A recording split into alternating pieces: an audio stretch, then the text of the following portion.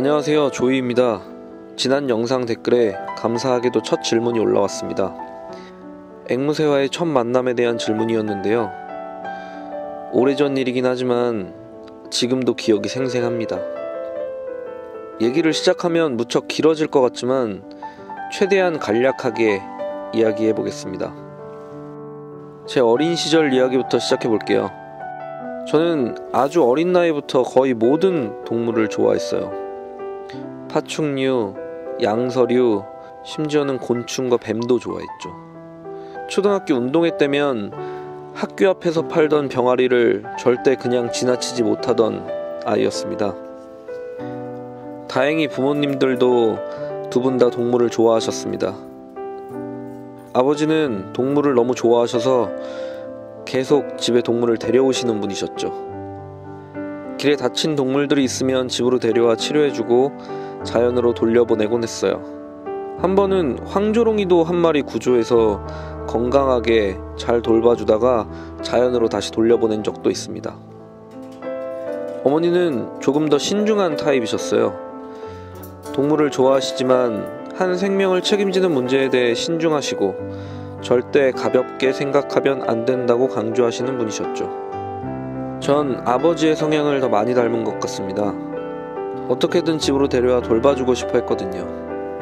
그렇게 많은 동물들이 저희 집을 거쳐갔습니다. 그러던 중 부모님의 일을 도와 같이 동대문에 갔다가 돌아오는 길에 청계천에 동물들이 있는 곳을 지나게 됐어요. 거기서 처음으로 앵무새를 만나게 됐죠. 형형색색의 아름다운 앵무새는 저의 마음을 단번에 사로잡아 버렸습니다. 특히 귀여운 외모에 멋진 우관이 있는 왕관앵무는 저의 머릿속에서 떠나지 않았죠. 그 후 중학교 3학년 겨울방학 때 부모님 일을 도와드리고 받은 용돈으로 루티노 왕관앵무 한 마리를 데려오기로 마음먹었습니다.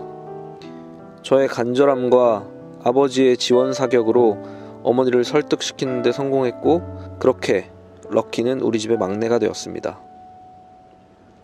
나머지 방학 기간 동안 하루 2번씩 핸드피딩하며 어미새 역할을 곧잘 했습니다. 럭키도 그런 제가 기특했는지 저를 졸졸 잘 따랐고요. 하지만 방학은 끝났고 고등학생이 되었죠. 전 중학생 때는 하지 않았던 공부를 해야 했고 시간이 전처럼 많지 않았습니다. 저희 부모님들도 자녀들이 커가며 더욱 바빠지셨고 필연적으로 럭키는 소외되었습니다. 지금 이 대본을 쓰면서도 가슴이 먹먹해지네요.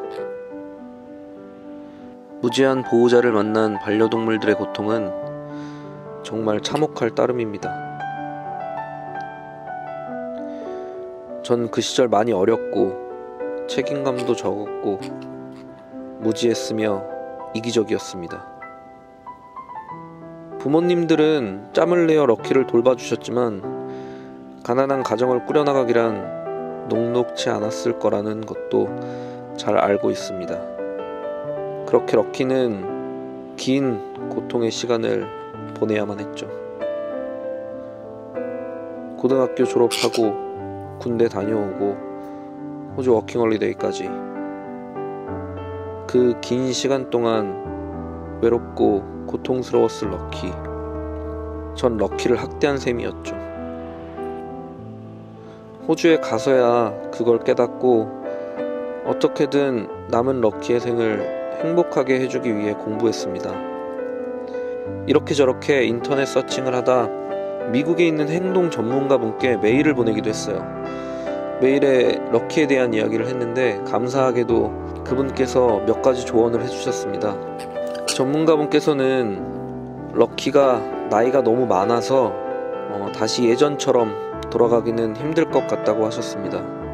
그러니 너무 기대는 하지 말고 지금부터라도 좋은 음식, 넓은 공간, 더 깨끗한 환경을 제공해주고 외롭지 않게 친구들도 사귀게 해주고 이동장에 넣어서 산책도 하고 일광욕도 같이 하고 바람도 쐬며 자연 환경도 많이 보여주는 등 앞으로 더 행복하게 해주라고 조언해 주셨습니다.